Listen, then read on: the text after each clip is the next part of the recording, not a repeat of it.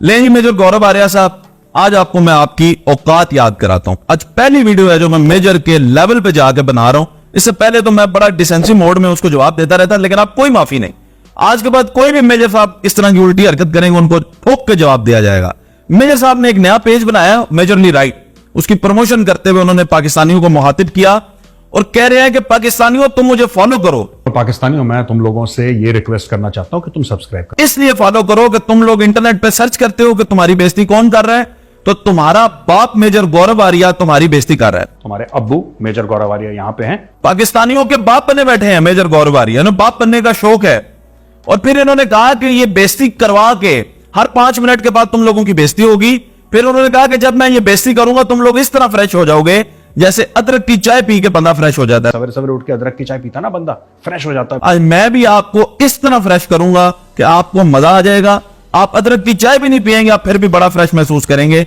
आए मेजर को मेजर के लेवल पे जाके जवाब देते हैं। इन्हें बाप बनने का शौक है, ये कहते हैं जी पाकिस्तान का बाप बनना है। आए मेजर साहब के बाप को तलाश करते हैं। तो जब मैंने मेजर साहब के बाप को तलाश करने की कोशिश की तो मैं एक वेबसाइट पे पहुंचा जहां पे बायोग्राफी मेजर साहब की मौजूद है, और ये इंडिया की वेबसाइट है। मैं आपके साथ शेयर कर रहा हूं। मैं मेजर की तरह हवा में बात नहीं करता। ये वेबसाइट का एड्रेस लें, आप भी जाएं, खुद अपनी आंखों से सर्च करें। ये है वन वर्ल्ड न्यूज। इसके ऊपर जब मैं गया तो बायोग्राफी मौजूद थी।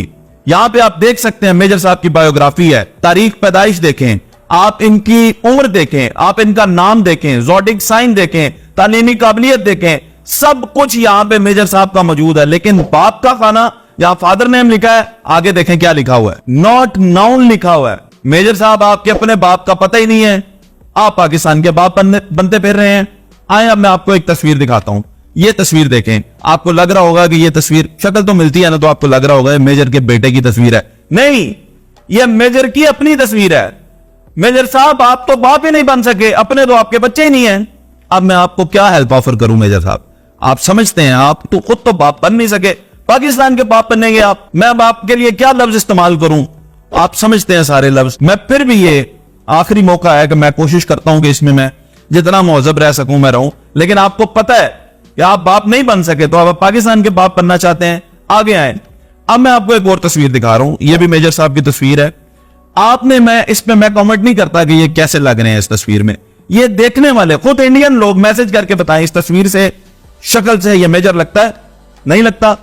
बिल्कुल दुरुस्त, आपने बिल्कुल ठीक समझा। आए मैं अब आगे आपको दलाइल के साथ बात करता हूं। मेजर साहब, मैं आपको आपकी औकात याद कराता हूं। ये औकात देखें आप अपनी। ब्रिक्स समिट हुआ है जो अभी अफ्रीका के अंदर, उसके अंदर मोदी जी जहाज से नीचे ही नहीं उतरे। पता क्यों नहीं उतरे नीचे? आप तो जानते हैं, लेकिन मैं लोगों को बता देता हूं। मोदी जी ब्रिक्स समिट के अंदर पहुंचे हैं वहां पे, और वहां अफ्रीका के अंदर, और वहां पे जाके नीचे नहीं उतरे।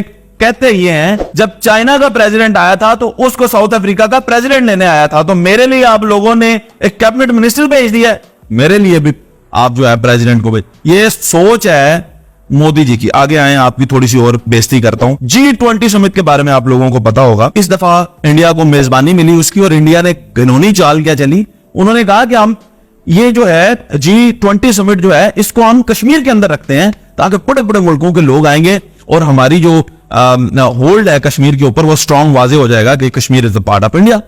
इनका ये नाकाम मिशन आप देखें। जब इन्होंने ये अनाउंस किया ना कि कश्मीर के अंदर G20 समिट होगा, तो चाइना ने कहा दफा हो जाए, फिर इनको रशिया ने कहा दफा हो जाए, फिर इनको सऊदी अरेबिया ने कहा दफा हो जाए। ये तीनों मुल्कों ने जब कहा ना दफा हो जाए, तो इन्होंने दिल्ली के अंदर रख दिया G20। अभी ये 9 और 10 तारीख को G20 समिट हुआ है, लेकिन इज्जत राज नहीं आई मेजर साहब आपके इंडिया को।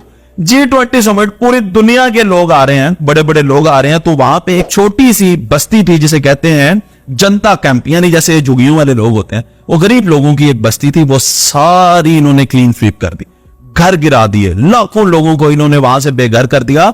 और वहां इसलिए बेघर कर दिया कि हमारी बेइज्जती ना हो जाए, बाहर से बड़े बड़े लोग आ रहे हैं, मिनिस्टर्स आ रहे हैं। लानत है मेजर साहब आप पे और आपकी सोच पे और आपकी गवर्नमेंट पे, जिसके बारे में आप ही के सिटीजन का ये मैं बयान चला रहा हूं।